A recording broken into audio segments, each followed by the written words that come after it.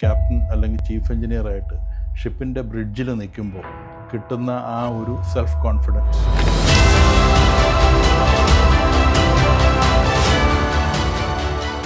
ഞങ്ങളെ കഴിഞ്ഞ ബാച്ചിലൂടെ നാൽപ്പത്തില്ല ഞങ്ങൾക്ക് 32ഓളം പെൺകുട്ടികളുണ്ടായിരുന്നു.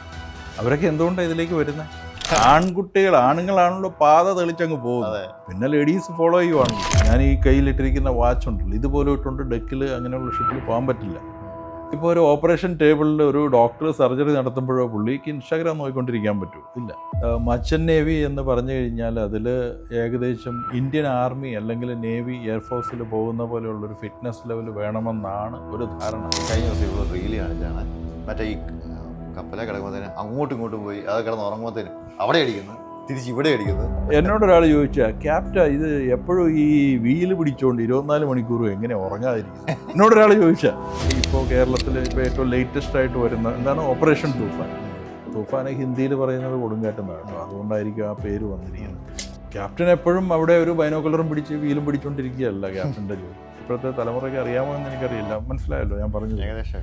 ഏകദേശമൊക്കെ മനസ്സിലായി. ഹായ്, മർച്ചന്റ് നേവി എന്ന് കേൾക്കുമ്പോൾ നമുക്ക് ഒരുപാട് ഡൗട്ട്സ് കാണും. എൻട്രൻസ് എങ്ങനെയാണ്, ഈ ജോലി കിട്ടിക്കഴിഞ്ഞാൽ അവരുടെ ലൈഫ് എങ്ങനെയായിരിക്കും, ജോലി എങ്ങനെയാണ്, പിന്നെ ലേഡീസിനുള്ള ഓപ്പർച്യൂണിറ്റീസ് ഒക്കെ എങ്ങനെയാണെന്ന് ഈ ഡൗട്ട്സ് ഒക്കെ ക്ലിയർ ചെയ്യാൻ നമ്മുടെ കൂടെ ഇന്നുള്ളത് captain Robin George. Welcome captain. Hi, nice meeting. Nice meeting. എനിക്കുള്ളൊരു ഭയങ്കര ഡൗട്ടാണ്. അതായത് ഈ മെർച്ചൻ്റ് നേവി പഠിച്ചു കഴിഞ്ഞാൽ പിന്നെ ഭയങ്കര സാലറിയിലാണ്. 6 മാസം വർക്ക് ചെയ്താൽ മതി, അത് കഴിഞ്ഞ് പിന്നെ നാട്ടിൽ വന്ന് അടിച്ച് പൊളിക്കുക, ഫുൾ വൈബ്, അവിടെ പോയി അവിടെ കുറേ റീലൊക്കെ നമ്മൾ അങ്ങനെ കാണുന്നുണ്ടല്ലോ. ഇതിൻ്റെ ശരിക്കുള്ള കാര്യം എന്താണ്? എന്തൊക്കെയാണ് കേട്ടിട്ടുള്ളത്? ഭയങ്കര വൈബാണെന്നോ? വൈബുണ്ട്, നല്ല വൈബാണ്. പിന്നെ സാലറി ഉണ്ട്, തീർച്ചയായിട്ടും ഉണ്ട്. വേറെ എന്താണ് അറിയണ്ടേ? ഈ അതായത് 6 മാസം വർക്ക് ചെയ്താൽ മതി, ബാക്കി 6 മാസം ഇവിടെ നാട്ടിൽ അടിച്ചു, അങ്ങനെ ഒരാളെ എനിക്ക് അറിയാമെന്ന് തോന്നുന്നു. 6 മാസം കറക്റ്റ് എനിക്ക് സമയം അറിയത്തില്ല, 6 മാസം ഇവിടെ ഉണ്ടോ 6 മാസം അവിടെയാണോ അറിയത്തില്ല. ഫുൾ ചില്ലാണ് പുള്ളി. എന്താണെന്ന് അറിയത്തില്ല. എല്ലാവരും ഈ 6 മാസത്തിലാണല്ലോ ഇപ്പോൾ പിടിച്ചിരിക്കുന്നത്. എന്നോട് ചിലർ ചോദിക്കാറുണ്ട്, കാടാറ് മാസം നാടാറ് മാസം ആണല്ലോ. അങ്ങനെയല്ല, സാലറി ഉണ്ട്. പിന്നെ ഇതൊരു പ്രൊഫഷനല്ലേ. പ്രൊഫഷൻ എന്ന് പറയുമ്പോൾ സാലറി അല്ല നമ്മുടെ മെയിൻ ഫോക്കസ്.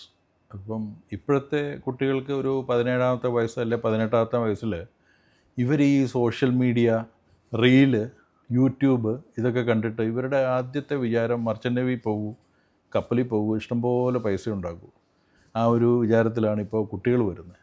എന്നാൽ ഇതിൻ്റെ പുറകിലുള്ള യാഥാർത്ഥ്യം എന്താണെന്നോ, എത്രമാത്രം ട്രെയിനിങ് ഇതിൻ്റെ പുറകിൽ വേണമെന്നോ, ഈ ജോലിയിൽ വേണ്ട ഡെഡിക്കേഷൻ എന്താണെന്നോ, ഒരു റെസ്പോൺസിബിലിറ്റി അല്ലെങ്കിൽ ഒരു ക്യാപ്റ്റൻ അല്ലെങ്കിൽ ചീഫ് എഞ്ചിനീയറായിട്ട് ഷിപ്പിൻ്റെ ബ്രിഡ്ജിൽ നിൽക്കുമ്പോൾ കിട്ടുന്ന ആ ഒരു സെൽഫ് കോൺഫിഡൻസ് വേൾഡ് നമ്മുടെ കയ്യിലാണെന്നുള്ളൊരു തോന്നലല്ലേ വരിക.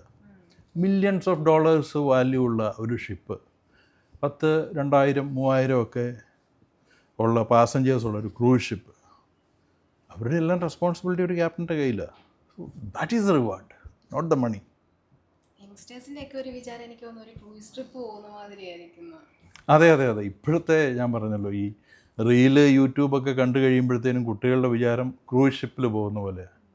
പക്ഷേ തീർച്ചയായിട്ടും ഒരു ക്രൂസ് ഷിപ്പിൽ നല്ല ഒരു കോൺട്രാക്റ്റൊക്കെ കഴിഞ്ഞിട്ട് വന്നിട്ട് ഒരു ക്രൂസ് ഷിപ്പിൽ പോകാനും മാത്രമുള്ള പൈസ ഈ ജോലിയിൽ നിന്നുണ്ടാവും. Focus on the job first. Training complete ചെയ്യുക, ആദ്യം ഒരു ജൂനിയർ ഓഫീസറായിട്ട് തുടങ്ങുക, നല്ല അപ്രൈസൽസ് ഉണ്ടാക്കുക, സെക്കൻഡ് ഓഫീസറാകുക, ചീഫ് ഓഫീസറാകുക. ആ സമയത്തൊക്കെ നല്ല ഡീസൻറ്റ് സാലറി ഉണ്ട്, ഫാൻറ്റാസ്റ്റിക് സാലറി എന്ന് വേണമെങ്കിൽ പറയാം.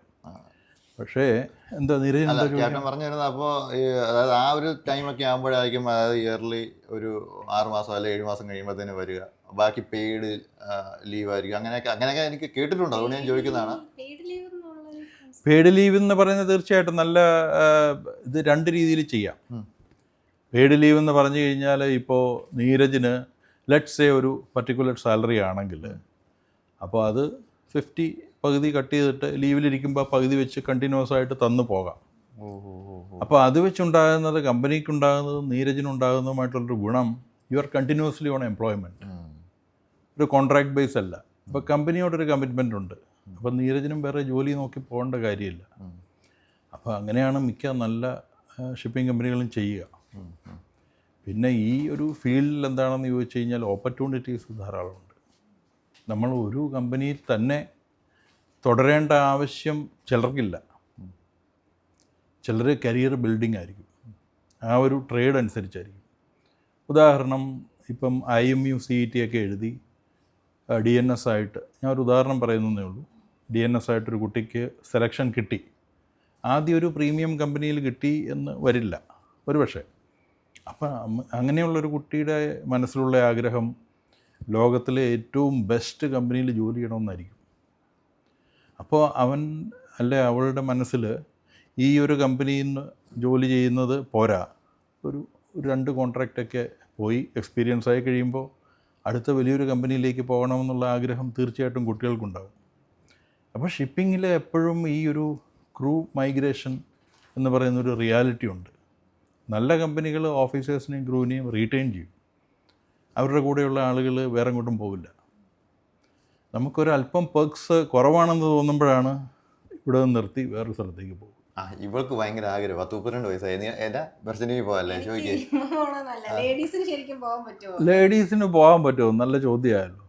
ഇപ്പോൾ എൻ്റെ ഒരു പരിചയത്തിലുള്ള സീനിയറായിട്ടുള്ള ഒരു ലേഡിയുണ്ട്, ഷീസ് എ ക്യാപ്റ്റൻ. അപ്പോൾ അതുപോലെ എത്രയോ കുട്ടികളുണ്ട്. ഞങ്ങളെ കഴിഞ്ഞ ബാച്ചിലൂടെ 40 ഞങ്ങൾക്ക് 32ഓളം പെൺകുട്ടികളുണ്ടായിരുന്നു. അവരൊക്കെ എന്തുകൊണ്ടാണ് ഇതിലേക്ക് വരുന്നത്? കാരണം ധാരാളം ലേഡീസ് ഇപ്പം മർച്ചൻ്റ് നേവിയിലേക്ക് കടന്നു വരുന്നുണ്ട്. വളരെയധികം ലേഡീസിനെ ഇപ്പോൾ സപ്പോർട്ട് ചെയ്യുന്ന രീതികളിലേക്ക് കമ്പനികൾ മാറിയിട്ടുണ്ട്. ഇപ്പം ഡയറക്ടർ ജനറൽ ഓഫ് ഷിപ്പിംഗ്, അതായത് ഇന്ത്യയുടെ നമ്മുടെ ഷിപ്പിംഗ് റിലേറ്റഡ് ആയിട്ടുള്ള കാര്യങ്ങൾ നോക്കുന്ന മിനിസ്ട്രി, DG ഷിപ്പിംഗ് തന്നെ ലേഡീസിനെ ഇതിലേക്ക് മർച്ചൻ്റ് നേവിയിലേക്ക് കൊണ്ടുവരുന്നതിന് വേണ്ടിയുള്ള ധാരാളം നടപടികൾ ഇപ്പോൾ ചെയ്തിട്ടുണ്ട്. ഒത്തിരി റിലാക്സേഷൻസ് ഉണ്ട് പെൺകുട്ടികൾ. എന്നാലും പ്രോബബിലിറ്റി കുറവല്ലേ? അതായത് വെച്ച് നോക്കുമ്പോഴത്തേന് എൻ്റെ ഇതാണ് പറയുന്നത്, അതായത് ഒരു ഇത്ര ശതമാനം എടുത്താൽ കൂടുതലും ആണുങ്ങളല്ലേ? കുട്ടികളാണ് കൂടുതലും ഇതിലേക്ക് പോകുന്നത്. എനിക്ക് തോന്നുന്നത് പെൺകുട്ടികൾ കൂടുതൽ പേരൻസ് വിടാത്തതാണെങ്കിൽ പോലും ഈ 6 months അവിടെ പോയി നിൽക്കുന്നു, കോണ്ടാക്ട് ചെയ്യാൻ പറ്റത്തില്ല, അങ്ങനെയൊക്കെ ഒരു തോന്നൽ കാണുമായിരിക്കും. അതുകൊണ്ടായിരിക്കും പേരൻസിന് ഇൻട്രസ്റ്റ് കാണത്തില്ലായിരിക്കും. അത് പക്ഷേ ഇപ്പോൾ വേറെ എവിടെയാണെങ്കിലും ഇങ്ങനെയൊക്കെ തന്നെയല്ലേ? ഇപ്പോൾ UK പോലും അങ്ങനെയൊക്കെ തന്നെയല്ലേ? അല്ല, എല്ലാവരുടെയും ഒരു തോന്നൽ എന്ന് പറഞ്ഞാൽ ഈ 6 months നമ്മൾ സിയിലായിരിക്കുന്ന സമയത്ത് കോണ്ടാക്ട് ചെയ്യാൻ പറ്റത്തില്ല എന്നുള്ള ഒരു ഇഷ്യൂ ആണ് എനിക്ക് തോന്നുന്നത്. അത് ലേഡീസിന് മാത്രമല്ലല്ലോ, ആ പ്രശ്നം ബോയ്സിനും ഉണ്ടല്ലോ. കുറച്ചുകൂടെ സ്ട്രിക്റ്റ് ആണല്ലോ. കുറച്ചുകൂടി ഇതാണല്ലോ. അല്ല അങ്ങനെയല്ലല്ലോ ലേഡീസ് പറയുന്നല്ലേ. ഈ ആണുങ്ങളാണല്ലോ പാത തെളിച്ചങ്ങ് പോകുന്നത്, പിന്നെ ലേഡീസ് ഫോളോ ചെയ്യുവാണല്ലോ. ശരിയല്ലോ. അപ്പോൾ ഈക്വാലിറ്റി തോന്നലുള്ളത് കൊണ്ടായിരിക്കാം എനിക്ക് തോന്നുന്നത്. എനിക്ക് തോന്നുന്നു ഞാൻ വിചാരിച്ചിരുന്നത് ഇത് ആൺകുട്ടികളാണ് പോണേ, പെൺകുട്ടികൾക്ക് പോകാൻ പറ്റുകയല്ലെന്നൊരു തോന്നലായിരുന്നു എൻ്റെത്. അത് ഒരു കണക്കിന് പറഞ്ഞു കഴിഞ്ഞാൽ നേരത്തെ മർച്ചൻ്റ് ഷിപ്പിങ്ങിൽ സ്ത്രീകളുടെ പ്രാതിനിധ്യം വളരെ കുറവായിരുന്നു, എസ്പെഷ്യലി ഇന്ത്യൻ ഷിപ്പിങ്ങിൽ. അപ്പോൾ യൂറോപ്പിൽ, US അവിടെയെല്ലാം പൈലറ്റ്സ് തൊട്ട് എല്ലാ കാര്യങ്ങളിലും ലേഡീസ് ഇൻവോൾവ് ആണ്, എല്ലാ മേഖലകളിലും തന്നെ. പക്ഷേ നമ്മളുടെ നാട്ടിലുള്ള ആ ഒരു കോൺസെപ്റ്റിന് വലിയ മാറ്റമല്ലേ ഇപ്പോൾ ഉണ്ടായിരിക്കുന്നത്. ഇപ്പം ജെൻസിയുടെ കാര്യം എടുത്ത് നോക്കിക്കഴിഞ്ഞാൽ ധാരാളം കുട്ടികൾ ഇതിലേക്ക് കടന്നു വരുന്നുണ്ട്. ഞാൻ നേരത്തെ പറഞ്ഞ പോലെ ആ ഡയറക്ടർ ജനറൽ ഓഫ് ഷിപ്പിങ്ങിൻ്റെ വളരെ പോസിറ്റീവായിട്ടുള്ള ഇടപെടൽ ഇതിലുണ്ടായതുകൊണ്ട് തന്നെ അവയർനെസ്സും വളരെ കൂടിയിട്ടുണ്ട്. ഇപ്പോൾ ധാരാളം യൂട്യൂബ് ചാനലുകളൊക്കെ ഒന്ന് എടുത്ത് നോക്കി. അപ്പോൾ നിങ്ങൾക്കറിയാമല്ലോ എന്നെക്കാളും കൂടുതൽ നിങ്ങളുടെ ട്രെൻഡുകൾ നല്ലപോലെ ഫോളോ ചെയ്യുന്ന ആളുകളല്ലേ. എത്രയോ ചീഫ് ഓഫീസേഴ്സ്, ജൂനിയർ ഓഫീസേഴ്സ് ഒക്കെ പെൺകുട്ടികളാണ്. അപ്പോൾ ഒരു കാര്യം എന്നോട് ചോദിച്ചത് 6 മാസം ദൂരെ പെൺകുട്ടികൾ മാറി നിൽക്കുക എന്നുള്ളതാണ് ഒരു പ്രശ്നമായിട്ട് തോന്നുന്നത്. കോണ്ടാക്ട് എന്ന് പറഞ്ഞു കഴിഞ്ഞാൽ നമ്മളുടെ തീർച്ചയായിട്ടും കോണ്ടാക്ട് എന്ന് പറഞ്ഞു കഴിഞ്ഞാൽ എന്താണ് ഇൻസ്റ്റാഗ്രാം അല്ലേ? നമ്മളൊരു ജോലിക്ക് വേണ്ടിയല്ലേ പോകുന്നത്. ഇപ്പോൾ ഞാൻ എപ്പോഴും ആ മെഡിക്കൽ ഫീൽഡുമായിട്ടാണ് കമ്പയർ ചെയ്യുക. ഇപ്പോൾ ഒരു ഓപ്പറേഷൻ ടേബിളിൽ ഒരു ഡോക്ടർ സർജറി നടത്തുമ്പോഴോ പുള്ളിക്ക് ഇൻസ്റ്റാഗ്രാം നോക്കിക്കൊണ്ടിരിക്കാൻ പറ്റുമോ? ഇല്ല. ഇതൊരു പ്രൊഫഷനാണ്. ഒരു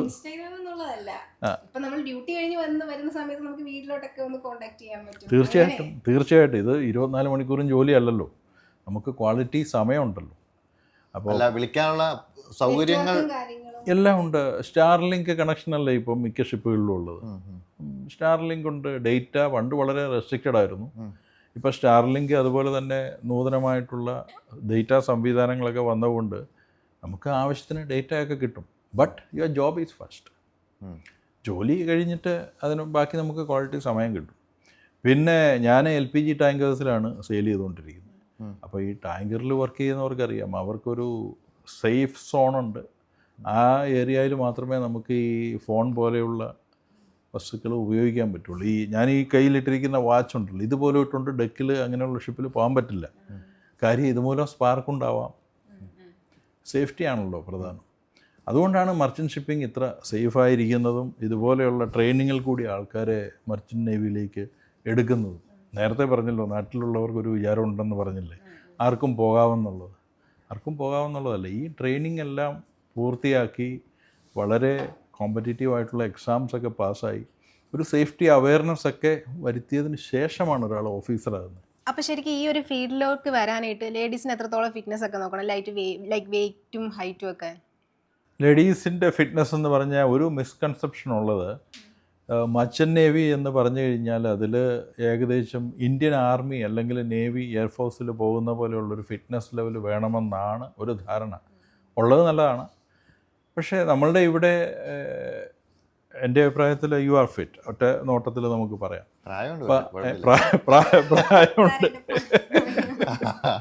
യു ആർ ഫിറ്റ് എന്ന് പറഞ്ഞു കഴിഞ്ഞാൽ ഇപ്പോൾ നമ്മളവിടെ ഇപ്പോൾ 100 പുഷപ്പ് എടുത്തോ അല്ലെങ്കിൽ ഇതിൽ 25 പ്രാവശ്യം ചിന്നപ്പ് ചെയ്തോ ഒന്നുമല്ല സെലക്ഷൻ നടത്തുന്നത്. Basic fitness. ഒരു ഹൈറ്റ് റിക്വയർമെൻ്റ് ഉണ്ട്, 154 സെൻറ്റിമീറ്റർ. അത് ബോയ്സിൻ്റെ റിക്വയർമെൻ്റ് ആണ്. പിന്നെ ഹൈറ്റ് റിക്വയർമെൻറ്റ് അല്ലാതെ പിന്നെ വെയിറ്റ്, BMI ആണ്. BMI എന്ന് പറയുന്നത് DG ഷിപ്പിംഗ് അത്ര, ഡയറക്ടർ ജനറൽ ഓഫ് ഷിപ്പിംഗ് ഞാൻ നേരത്തെ പറഞ്ഞല്ലോ, DG ഷിപ്പിംഗ് അത്ര സ്ട്രിക്റ്റ് അല്ല BMI. ഓരോ കമ്പനികളാണ് ഈ BMI എന്നുള്ള ഇതിലേക്ക് കടന്നു വന്നിരിക്കുന്നത്. കാര്യം ഇപ്പോഴത്തെ ഒരു തലമുറയുടെ ഒബീസിറ്റി ഒക്കെ കൊണ്ടായിരിക്കും. അല്ലാതെ വളരെ വലിയൊരു ഫിറ്റ്നസ് റിക്വയർമെൻറ്റ് വരുന്നില്ല. കാഴ്ച ശക്തി വളരെ പ്രധാനമാണ്. പോകാൻ പറ്റില്ല. കണ്ണാടി വെക്കുന്നുണ്ടല്ലേ? കണ്ണാടി വെച്ചാലും കിട്ടില്ല. അപ്പോൾ എന്നാ ക്യാപ്റ്റൻ ചോദിക്കട്ടെ, ഈ പ്രായം പറഞ്ഞുകൊണ്ട് ചോദിക്കാം, ഈ ഇവർക്ക് അതായത് ആർക്കാണേലും ഏജ് എത്ര വരെ ഇതിന് മാനദണ്ഡമാണ്? എത്രത്തോളം? അതായത് ഇവരെ പോലുള്ള കുറേ പേര് ജെൻസി കളിച്ച് നടക്കുന്ന ആളുകളുണ്ടല്ലേ? ഇപ്പം ഇതിൽ ഈ ഏജ് എന്ന് പറഞ്ഞു കഴിഞ്ഞാൽ നമ്മൾ ലുക്കിലല്ലല്ലോ കാര്യം. പ്രായം ലുക്കിൽ കുറവാണെന്ന് പറഞ്ഞാലും സത്യം പറഞ്ഞു കഴിഞ്ഞാൽ നമുക്ക് 25 വയസ്സ് വരെയാണ് DG ഷിപ്പിംഗ് പറഞ്ഞിരിക്കുന്ന പ്രായം. പിന്നെ അത് നമ്മളുടെ കാറ്റഗറി അനുസരിച്ച് റിലാക്സേഷനുണ്ട്. ജനറൽ കാറ്റഗറിയുടെ കാര്യമാണ് ഞാൻ ഈ 25 വയസ്സെന്ന് പറഞ്ഞത്. നമ്മളിപ്പോൾ സംസാരിക്കുമ്പോൾ ഞാൻ diploma in nautical science, BSc in nautical science അല്ലെങ്കിൽ മറീൻ എൻജിനീയറിങ്, ഈ ഒരു സ്ട്രീമിലേക്ക് കടന്നു വരുന്നവരുടെ കാര്യമാണ് ഞാൻ പറയുന്നത്. കേഡറ്റുകൾ, അതായത് 18 വയസ്സിന് ശേഷം +2 എക്സാമിന് ശേഷം 60% മാർക്ക് നേടി IMU CET എക്സാം എഴുതി മർച്ചൻ്റ് നേവിയിലേക്ക് വരുന്നവരുടെ കാര്യമാണ് നമ്മൾ സംസാരിച്ചുകൊണ്ടിരിക്കുന്നത്. അവരുടെ പ്രായത്തെക്കുറിച്ച് ഫസ്റ്റ് ടൈം എൻട്രൻസ്, അതായത് ആദ്യമായിട്ട് പ്രവേശിക്കുന്നവർ, അവരുടെ പ്രായത്തെക്കുറിച്ചാണ് നമ്മൾ സംസാരിക്കുന്നത്. അപ്പോൾ 25 വയസ്സെന്ന് പറയുന്നൊരു പ്രായത്തിൻ്റെ ലിമിറ്റ് ഉണ്ടെങ്കിലും ഈ ഡിപ്ലോമ ഇൻ നോട്ടിക്കൽ സയൻസിലേക്ക് പോകുന്നൊരു കുട്ടി ഐഡിയലി +2 കഴിഞ്ഞതിന് ശേഷം 18 വയസ്സ്, 19 വയസ്സായവരും വരുന്നുണ്ട്, 20 വയസ്സായവരും വരുന്നുണ്ട്. പക്ഷേ ആ 2 വർഷം ഇവരെന്ത് ചെയ്യുകയായിരുന്നു എന്നുള്ളൊരു ചോദ്യം IMU CET ഒക്കെ എഴുതി കഴിഞ്ഞ് ഒരു കമ്പനിയുടെ ഇൻ്റർവ്യൂവിലേക്ക് പോകുമ്പോഴത്തേന് ആ ഒരു ചോദ്യം ഉണ്ടാവും. ഐഡിയലി 18 വയസ്സുള്ള കുട്ടികൾ, 25 വയസ്സ് വരെ ആവാം, പക്ഷേ ഈ ഒരു സ്ട്രീമിലേക്ക് 18-19 വയസ്സ്. കാര്യം പിന്നെ നമ്മൾ ഇൻ്റർവ്യൂ, ഇത് IMU CET എന്ന് പറയുന്ന ബേസിക് ആയിട്ടുള്ള ഒരു റിക്വയർമെൻ്റ് ഉണ്ട്. അതാണ് ഫസ്റ്റ് ഗേറ്റ്, ഫിൽറ്ററിങ് സ്റ്റേജ്. അതിന് വേണ്ടത് 25 വയസ്സ് വരെയുള്ള കുട്ടികൾക്ക് എഴുതാം. IMU ബോധേഡല്ല, DG ഷിപ്പിങ്ങും ബോധേഡല്ല. നിങ്ങൾ 18 വയസ്സിന് ശേഷം +2ന് ശേഷം എന്ത് ചെയ്തിരുന്നു എന്നുള്ളത് IMU ബോധേഡല്ല. പക്ഷേ നമ്മളെ ഒരു കമ്പനി സെലക്ട് ചെയ്യുമ്പോൾ അവർ ബോധേഡാണ്. 18 വയസ്സ് +2 കഴിഞ്ഞതിന് ശേഷം എന്ത് ചെയ്യുമായിരുന്നു? ഓക്കെ, ഞാൻ ഡിഗ്രിക്ക് പഠിക്കുമായിരുന്നു. Okay, fine, that's an excuse. മനസ്സിലായോ? അല്ലാതെ +2ന് ശേഷം നമ്മൾ വാണ്ടർ അബൌട്ട് ചെയ്തിട്ട് പിന്നെ കടന്നു വരുന്നവരോട് ഇങ്ങനൊരു ചോദ്യം ഉണ്ടാവും. നല്ല കമ്പനികൾ നമ്മൾ നോക്കുവാണെങ്കിൽ ചിലരെടുക്കും. അപ്പം ഞാനിത് പറഞ്ഞതേ ഉള്ളൂ. കൊമേഴ്സ് ആണെങ്കിലും നമുക്ക് ഈ ഒരു ഫീൽഡിലേക്ക് വരാൻ പറ്റുമോ? കൊമേഴ്സ് ആണെങ്കിൽ ഈ ഫീൽഡിലേക്ക് വരാം, തീർച്ചയായിട്ടും വരാം. പക്ഷേ കപ്പലിലേക്കല്ല, DNS ആയിട്ടല്ല, നമുക്ക് ഷിപ്പിംഗ് കമ്പനികളുടെ ഓഫീസിൽ ജോലി ചെയ്യാം. കാര്യം കപ്പലിലെ അക്കൗണ്ടിങ് ഒക്കെ നോക്കുന്ന ഇതുപോലെ വരുന്ന കുട്ടികളാണ്. ക്യാപ്റ്റനായി കഴിയുമ്പോൾ അദ്ദേഹമായിരിക്കും അക്കൗണ്ടിങ് നോക്കുന്നത്. കൊമേഴ്സ് എടുത്തവർക്ക് വേറെ എന്തൊക്കെ കാര്യങ്ങൾ ചെയ്യാനുണ്ട്, അവർക്ക് ചാർട്ടേഡ് അക്കൗണ്ടൻ്റ് ആകാം. ഓക്കെ, ഇതിൻ്റെ അകത്ത് ഫിസിക്സ്, കെമിസ്ട്രി, മാത്സ് ആണ് മെയിനായിട്ട് വേണ്ടത്. അതുമായിട്ട് ബന്ധപ്പെട്ട കാര്യങ്ങളാണല്ലോ നമുക്ക് പഠിക്കാനുള്ളത്. ബയോമാക്സ് എടുത്ത ആളായിരിക്കണം. ആ ബയോ വേണ്ട, ബയോ വേണമെന്ന് നിർബന്ധമില്ല, മാത്സ് ഉണ്ടായാൽ മതി. Physics, chemistry and maths. കഴിഞ്ഞ ദിവസം ഇവിടെ റീല് കാണിച്ചാണ്, മറ്റേ ഈ കപ്പലെ കിടക്കുമ്പോഴത്തേന് അങ്ങോട്ടും ഇങ്ങോട്ടും പോയി അത് കിടന്ന് ഉറങ്ങുമ്പോഴത്തേന് അവിടെ അടിക്കുന്നത്, തിരിച്ച് ഇവിടെ അടിക്കുന്നത്. ആണോ? ശരിയാണോ? അത് ഞാനും കണ്ടായിരുന്നു. കപ്പൽ റഫായിരുന്നപ്പോഴത്തേക്കിനും കപ്പൽ റോൾ ചെയ്യാന്നാ പറയുക. റോള് ചെയ്യുന്നു, പിച്ച് ചെയ്യുന്നു. അപ്പോൾ ഏതോ ഒരു ബിരുദൻ കപ്പലിൻ്റെ ബെഡിൽ നിന്ന് താഴെ പോയി താഴെ വീണിട്ട് എടുത്ത് ഹായ് ഗൈസ് എന്നും പറഞ്ഞുകൊണ്ട് റീൽ ഇട്ടിട്ടുണ്ട്. അതല്ലേ അങ്ങോട്ടും ഇങ്ങോട്ടും തട്ടി പോകുന്നു. അതുണ്ടാവാറുണ്ട്. നമ്മൾ കടലിലല്ലേ എന്ന് വെച്ച് എപ്പോഴും വെതർ ഫോർകാസ്റ്റും കാര്യങ്ങളും എല്ലാം നമുക്ക് കിട്ടുന്നുണ്ട്. കാലാവസ്ഥ പ്രവചനം നമുക്ക് ഇപ്പോഴത്തെ കാലമല്ലേ. ക്യാപ്റ്റൻ അങ്ങനെ ഉണ്ടായിട്ടുണ്ടോ? തീർച്ചയായിട്ടും. നമ്മൾ വെതർ റൂട്ടിങ് വഴിയാണ് കഴിവതും റഫ് സീസൊക്കെ അവോയ്ഡ് ചെയ്യാൻ പറ്റുന്നിടത്തോളം അവോയ്ഡ് ചെയ്താണ് കപ്പലുകൾ മുന്നോട്ട് പോകുന്നത്. പിന്നെ കടലിൽ റഫ് സീ നമുക്കൊരിക്കലും അവോയ്ഡ് ചെയ്യാതെ ഇരിക്കാൻ പറ്റില്ല. തീർച്ചയായിട്ടും കടലാകുമ്പോഴത്തേക്കിനും റഫ് സീസ് ഉണ്ടാകും, സ്റ്റോംസ് ഉണ്ടാകും. മാറ്റിവിടാൻ പറ്റുന്ന സാഹചര്യമാണെങ്കിൽ അത് അവോയ്ഡ് ചെയ്യും. പിന്നെ ഇപ്പോൾ മുംബൈയിൽ നിന്നും കൊച്ചിയിലേക്ക് വരുന്ന എയർക്രാഫ്റ്റ് ആണെങ്കിൽ കൊച്ചിയുടെ മുകളിൽ മഴക്കാറാണെന്നും വെച്ച് പൈലറ്റിന് തിരിച്ചുവിടാനൊന്നും പറ്റില്ലല്ലോ. നമ്മുടെ ഡെസ്റ്റിനേഷനിൽ അങ്ങനെയാണെങ്കിൽ മാറിപ്പോകും. ബട്ട് ഇതിൻ്റെ അകത്ത് എപ്പോഴും ഒരു risk assessment is A continuous process. ഒരു റിസ്ക് അസസ്മെൻറ്റ് എപ്പോഴും ചെയ്തു നോക്കും. നമ്മളുടെ മുകളിൽ അങ്ങനെയുള്ളൊരു കമേഴ്ഷ്യൽ പ്രഷർ ഇല്ല. അവിടെ തൂഫാൻ എന്താ പറയുക, തൂഫാൻ എന്ന് പറഞ്ഞാൽ നമ്മളുടെ ഇപ്പോൾ കേരളത്തിൽ ഇപ്പോൾ ഏറ്റവും ലേറ്റസ്റ്റ് ആയിട്ട് വരുന്ന എന്താണ് ഓപ്പറേഷൻ തൂഫാൻ. തൂഫാനെ ഹിന്ദിയിൽ പറയുന്നത് കൊടുങ്കാറ്റെന്നാണ് കേട്ടോ, അതുകൊണ്ടായിരിക്കും ആ പേര് വന്നിരിക്കുന്നത്. ശരി, അവിടെ കൊടുങ്കാറ്റാണെന്നും വെച്ചുകൊണ്ട് നമ്മൾ ഒരു ക്യാപ്റ്റൻ അല്ലെങ്കിൽ ക്രൂവിന് ഇതിൻ്റെ അകത്തൂടെ തന്നെ പോകണമെന്ന് ഉള്ള ഒരു ചട്ടവുമില്ല. Safety first. ആ റിസ്ക് നമ്മൾ അസസ് ചെയ്ത് നോക്കും. ഷിപ്പിൻ്റെ സൈസ്, പിന്നെ ഷിപ്പിൻ്റെ സ്റ്റെബിലിറ്റി, ഇങ്ങനെയുള്ള കാര്യങ്ങളൊക്കെ അസസ് ചെയ്ത് നോക്കിയിട്ട് ഇത് മിറ്റിഗേറ്റ് ചെയ്യാന്ന് പറയും. മിറ്റിഗേറ്റിംഗ് ഫാക്ടേഴ്സ് ഉണ്ട്. അതായത് ടോളറബിൾ ആണോ, കുഴപ്പമില്ല എന്നുള്ള തീരുമാനങ്ങളും ഇവല്യൂഷനും ഒക്കെ എടുത്തിട്ടാണ് അങ്ങനെയുള്ള ഏരിയയിൽ കൂടെ ഷിപ്പ് കടന്നു പോവുക. അല്ലെങ്കിൽ സേഫ് ഡിസ്റ്റൻസ് വെക്കും. 300 നോട്ടിക്കൽ മൈൽ, 150 നോട്ടിക്കൽ മൈലൊക്കെ സേഫ് ഡിസ്റ്റൻസ് വെച്ച് ആ സ്റ്റോം പാസ് ചെയ്യാൻ വേണ്ടി വെയിറ്റ് ചെയ്യും. എന്നിരുന്നാലും ഈ സ്റ്റോമൊക്കെ അടുത്തൂടെ പോകുമ്പം കടൽ ക്ഷുഭിതമായിരിക്കുമല്ലോ. അപ്പം അതുമൂലം ഷിപ്പ് റോളിംഗ് ഒക്കെ ഉണ്ടാവും. ഞാൻ എത്രയോ റോളിങ് പിച്ചിങ് എല്ലാം കണ്ടിട്ടുണ്ട്. എന്നിട്ടും ഞാനിവിടെ ഇരിപ്പില്ലേ. ഹെൽമെറ്റ് വെച്ചോണ്ട് ഉറങ്ങണം, അതായത് മറ്റേ ഗാർഡ് വെച്ചോണ്ട് ഉറങ്ങണം എന്നാണ് പറഞ്ഞത്. അത് കപ്പലിൻ്റെ സൈസ് അനുസരിച്ച് അതിന് മാറ്റം വരും. ചെറിയ ഷിപ്പിലുള്ളവർക്ക് അവരെപ്പോഴും വലിയ ഷിപ്പിലേക്ക് മാറുമായിരുന്നെങ്കിൽ ഇങ്ങനെയുള്ള പ്രശ്നം ഉണ്ടാകുമായിരുന്നില്ല എന്നൊക്കെയുള്ള ചിന്തകളുണ്ട്.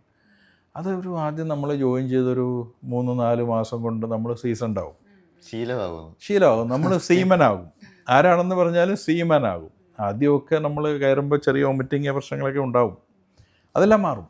ഇപ്പോൾ ചിലർ ബസ്സിൽ കയറി കഴിഞ്ഞാൽ ഛർദ്ദിക്കുന്ന ആൾക്കാരെ കണ്ടിട്ടില്ലേ? അതെല്ലാം ഓരോരുത്തരുടെ സെൻസിറ്റിവിറ്റിയാണ്. പക്ഷേ അതൊന്നും അങ്ങനെ ആയിരുന്നു മനുഷ്യർ കടലിലേക്ക് പോകാൻ മടിച്ചിരിക്കുമായിരുന്നെങ്കിൽ നമ്മുടെ കൊളംബസ് അമേരിക്ക കണ്ടുപിടിക്കുമായിരുന്നോ? ഇല്ല, പുള്ളി ഇന്ത്യ എന്നും പറഞ്ഞ് വന്നാ, പക്ഷേ അദ്ദേഹം ലാൻഡ് ചെയ്ത് അമേരിക്കയിൽ. ആ കഥ അറിയാമോ? പുള്ളിയാണ് കണ്ടുപിടിച്ചത്. അത് നമുക്ക് വേറൊരു എപ്പിസോഡ് ചെയ്യാം. ശരി. എനിക്ക് പേഴ്സണലി ഉള്ളൊരു ഡൗട്ടാണ്, നിങ്ങൾക്ക് ശരിക്കും ഷിപ്പിൽ എന്താ ചെയ്യുന്നത്? അത് കൊള്ളാം. ഷിപ്പിൽ എന്താ ചെയ്യാന്ന് പറഞ്ഞു കഴിഞ്ഞാൽ അല്ല, ഇവരെല്ലാരും ഈ കടലില് ചീട്ട് കളിക്കുക, റീലൊക്കെ എടുത്ത് ഇങ്ങനെ നടക്കുവാണ്. അതെ. എന്നോടൊരാൾ ചോദിച്ചാ, ക്യാപ്റ്റ ഇത് എപ്പോഴും ഈ വീല് പിടിച്ചോണ്ട് 24 മണിക്കൂറും എങ്ങനെ ഉറങ്ങാതിരിക്കുന്നു? എന്നോടൊരാൾ ചോദിച്ചാ. അപ്പോൾ അത് പഴയ ഒരു കോൺസെപ്റ്റ് അല്ലേ. കപ്പലിൽ 24 മണിക്കൂറും ഷിപ്പിൻ്റെ നാവിഗേറ്റിംഗ് ബ്രിഡ്ജ്, കടലിലാണെങ്കിൽ അവിടെ ഒരു ഓഫീസർ ഉണ്ടാവും. ആ ഓഫീസറുടെ കീഴെ ലുക്കൗട്ട്സ് എന്ന് പറഞ്ഞു കഴിഞ്ഞാൽ ലിറ്ററലി അതാണ് അതിൻ്റെ അർത്ഥം. അതായത് നമ്മൾ പുറത്തേക്ക് നോക്കും, ലുക്കൗട്ട് എന്നുള്ളതാണ്. അപ്പം എപ്പോഴും വാച്ച് ചെയ്യാൻ വേണ്ടി, നോക്കാൻ വേണ്ടി ആൾക്കാരുണ്ടാവും. പാറാവുകാരെന്നൊക്കെ പറയുന്ന പോലെ നമുക്ക് വേണേൽ അങ്ങനെ പറയാം. അതാണ് മലയാളത്തിൽ സിമ്പിളായിട്ട് പറഞ്ഞാൽ മനസ്സിലാകുന്നൊരു കാര്യം. ലുക്കൗട്ട്സൊക്കെ ഉണ്ടാവും. കപ്പൽ പോർട്ടിലാണെങ്കിൽ കാർഗോ ഓപ്പറേഷൻ, കാർഗോ വേണമല്ലോ, കപ്പൽ ഒരു സ്ഥലത്ത് നിന്ന് അടുത്ത സ്ഥലത്തേക്ക് പോകണ്ടേ. നമുക്ക് കാർഗോ ഇല്ലെങ്കിൽ മെയിൻ വരുമാന മാർഗ്ഗം അതല്ലേ. കാർഗോ ഓയിലാവാം, പിന്നെ കണ്ടെയ്നേഴ്സ് ആവാം, അല്ലെങ്കിൽ just let's be realistic, cruise ഷിപ്പാണെങ്കിൽ പാസഞ്ചേഴ്സാണ് നമ്മളുടെ മെയിൻ വരുമാനം. കാർഗോ എന്ന് ഞാൻ പറയാൻ പാടില്ല, പാസഞ്ചേഴ്സ്. സോ അവരാണ് നമ്മളുടെ ഷിപ്പിൽ ബോർഡ് ചെയ്യുന്നത്. അപ്പോൾ ഇതിൻ്റെ ഒരു പോയിൻ്റ് എയിൽ നിന്നും പോയിൻ്റ് ബിയിൽ എത്തിക്കുക എന്നുള്ളതാണ് ഒരു കപ്പലിലെ ക്രൂവിൻ്റെയും ഓഫീസേഴ്സിൻ്റെയും പ്രധാന ജോലി. അപ്പോൾ അതുമായിട്ട് ബന്ധപ്പെട്ടിട്ടുള്ള എല്ലാ കാര്യങ്ങളും, ഇപ്പോൾ ഓയിൽ, LNG, LPG അല്ലെങ്കിൽ ഓയിൽ, ഡിഫറെൻറ്റ് ടൈപ്സ് ഓഫ് ഓയിലുണ്ട്. ഇതൊക്കെ ലോഡ് ചെയ്യുന്ന ഷിപ്സ് ആണെങ്കിൽ അത് സേഫായിട്ട് എങ്ങനെ ലോഡ് ചെയ്യാം, സേഫായിട്ട് ലോഡ് ചെയ്യുന്നതെന്ന് പറഞ്ഞു കഴിഞ്ഞാൽ അതിൻ്റെ പുറകിൽ വലിയ കാര്യങ്ങളുണ്ട്. അതിനാണ് ഈ ട്രെയിനിങ്ങും കാര്യങ്ങളും ഒക്കെ. ലോഡ് ചെയ്ത് 100% സേഫായിട്ട് പോയിൻ്റ് എയിൽ നിന്നും പോയിൻ്റ് ബിയിൽ നമ്മൾ എങ്ങനെ എത്തിക്കണം. ഇവിടെ LPG ടാങ്കറുകൾ വഴി കൂടെ പോകുന്നത് കണ്ടിട്ടില്ലേ? എത്ര 20 ടണ്ണിൻ്റെ, ചെറിയ ടാങ്കറുകൾ, 45,000 ടൺസ് ഓഫ് LPG. നമ്മുടെ വീട്ടിലെ ഗ്യാസ് കുറ്റിയുടെ സൈസ് എത്ര കിലോ ഉണ്ട്? അതൊക്കെ കപ്പൽ വഴിയല്ലേ വരുന്നത്? അറിയത്തില്ലല്ലേ? അതൊക്കെ നമ്മുടെ വീട്ടിൽ ഗ്യാസ് സിലിണ്ടർ പൊട്ടിത്തെറിച്ചു നമ്മുടെ വീട്ടിലെന്ന് പറഞ്ഞുകൊണ്ട് പത്രത്തിൽ എപ്പോഴും കാണുന്ന വാർത്തയല്ലേ. ഇത് 10,000-കണക്കിന് ടൺ ഗ്യാസ് LNG കയറ്റി വരുന്ന കപ്പലുകൾ ഇത്ര സേഫായിട്ടാണ് ഓപ്പറേറ്റ് ചെയ്യുന്നത്. അപ്പോൾ ഈ ജോലിയൊക്കെ ആരാ ചെയ്യുന്നത്? ഈ ജോലിയൊക്കെ ഓഫീസേഴ്സിൻ്റെ ജോലിയാണ്. നാവിഗേഷൻ അതിൻ്റെ ഭാഗമാണ്. അപ്പം നാവിഗേറ്റ് ചെയ്യുക എന്ന് പറഞ്ഞു കഴിഞ്ഞാൽ അതൊരു ഡെക്ക് ഓഫീസറാണ്. കപ്പലിൻ്റെ ബ്രിഡ്ജുണ്ട്, നാവിഗേറ്റ് ചെയ്യുന്ന ബ്രിഡ്ജ് എന്ന് പറയുന്ന കപ്പലിൻ്റെ main command സെൻറ്ററുണ്ട്. ബ്രിഡ്ജിലിരുന്ന്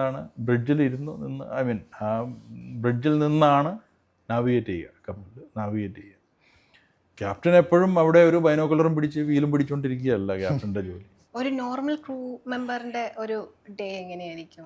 normal crew member എന്ന് പറഞ്ഞു കഴിഞ്ഞാൽ, ഞാൻ എപ്പോഴും ക്യാപ്റ്റൻ പറയുന്നതുകൊണ്ട് തെറ്റിദ്ധരിക്കരുത്. ഒരു ക്യാപ്റ്റൻ മാത്രം വിചാരിച്ചാൽ കപ്പൽ ഓടില്ല. കപ്പൽ എന്ന് പറഞ്ഞു കഴിഞ്ഞാൽ അതൊരു വെൽ ഓർഗനൈസ്ഡ് ഓയിൽഡ് സ്ട്രക്ചറാണ്. അതായത് എണ്ണ ഇട്ട യന്ത്രം എന്ന് കേട്ടിട്ടില്ല? എന്താണ് അങ്ങനെ പറയില്ലേ, മലയാളത്തിൽ പറയില്ലേ?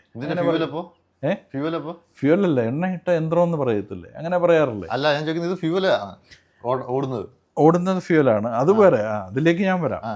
അപ്പോൾ ഒരു നോർമൽ ക്രൂ മെമ്പറിൻ്റെ ലൈഫിൻ്റെ കാര്യമല്ല ചോദിച്ചു. അപ്പോൾ ക്രൂ എന്ന് പറഞ്ഞു കഴിഞ്ഞാൽ കപ്പലിൻ്റെ ബാക്ക് ബോണാണ് ക്രൂ എന്ന് പറഞ്ഞു കഴിഞ്ഞാൽ അവരാണ് ഒരു കപ്പൽ ഓടുന്നതിൻ്റെ പുറകിലുള്ള സ്മൂത്തായിട്ട് പോകാനുള്ള കാരണം, മസിൽ പവർ അവരാണ് ക്രൂ. ഒരു ക്യാപ്റ്റനും ക്രൂ ആണ്. ഒരു നീരജിനിപ്പോൾ ഒരു ഫിലിം സെറ്റിൽ ക്രൂ എന്ന് പറയുന്നതിനെ കുറിച്ചൊക്കെ വളരെ ഭയങ്കര ധാരണയുള്ള ആളുകൾ. ക്രൂ എന്ന് പറഞ്ഞാൽ ആരാണ് ഫിലിം സെറ്റിൽ? എല്ലാവരും. ക്യാപ്റ്റൻ എന്ന് പറയുമ്പോൾ ലീഡ് ചെയ്യുന്ന കറക്റ്റ്.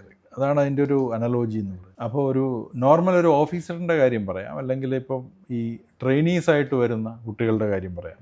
18 വയസ്സുള്ളൊരു കുട്ടിയാണ് വരുന്നതെങ്കിൽ, ഡെക്കിൽ വരുന്നൊരു കുട്ടിയാണെങ്കിൽ ചീഫ് ഓഫീസറിൻ്റെ കൂടെ ആയിരിക്കും ഈ കുട്ടി അസിസ്റ്റ് ചെയ്യുക. 18 മാസം ട്രെയിനിങ് ഉണ്ട്.